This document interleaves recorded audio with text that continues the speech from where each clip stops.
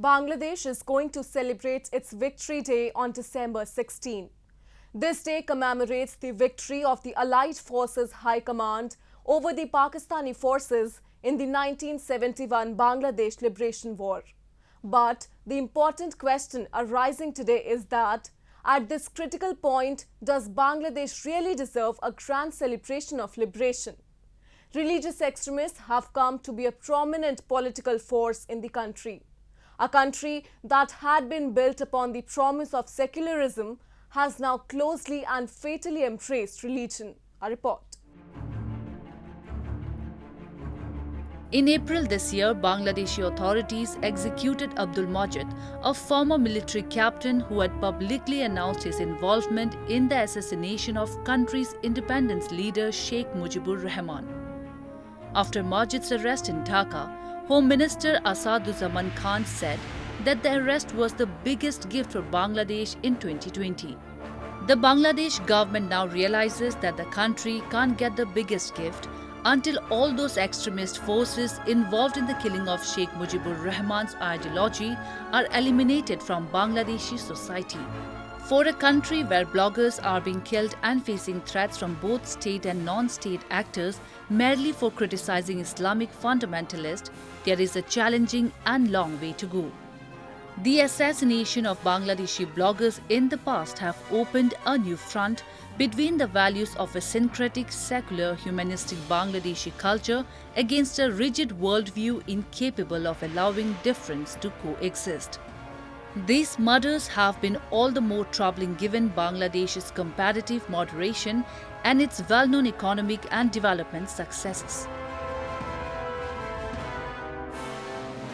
The assault on them is really an assault on Bangabandhu and its value itself.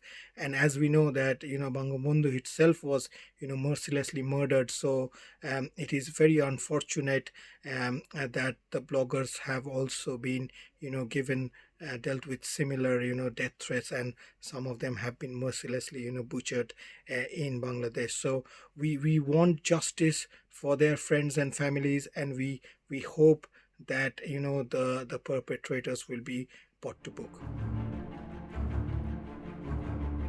The lack of a clear state policy when it comes to secularism has helped accelerate the rise of fundamentalism, extremism, and anti-West sentiments in Bangladesh.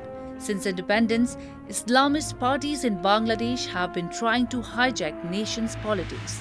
The most influential Islamic party is Jamaat-e-Islami, whose name means Islamic gathering. Despite its history of being an active anti-liberation force in Bangladesh during its liberation war, it enjoyed political power through its alliance with both of the major political parties, the Awami League and the Bangladesh Nationalist Party, at different periods of time. Some hardline Islamists were also sentenced to death by a special Bangladeshi tribunal for committing crimes against humanity and siding with the Pakistani troops in carrying out the genocide during the Liberation War in 1971. Bangladesh's parliamentary system requires mainstream parties to ally with smaller ones to gain the majority necessary for forming a government.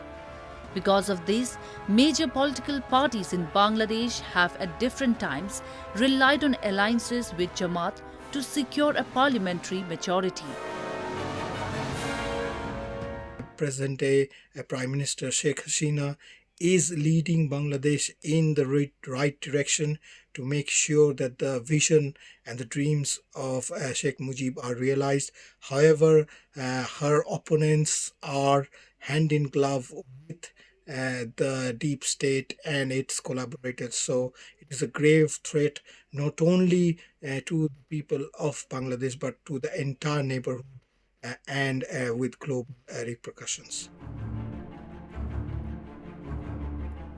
When Bangladesh became independent from Pakistan in 1971, secularism was one of the new country's founding principles.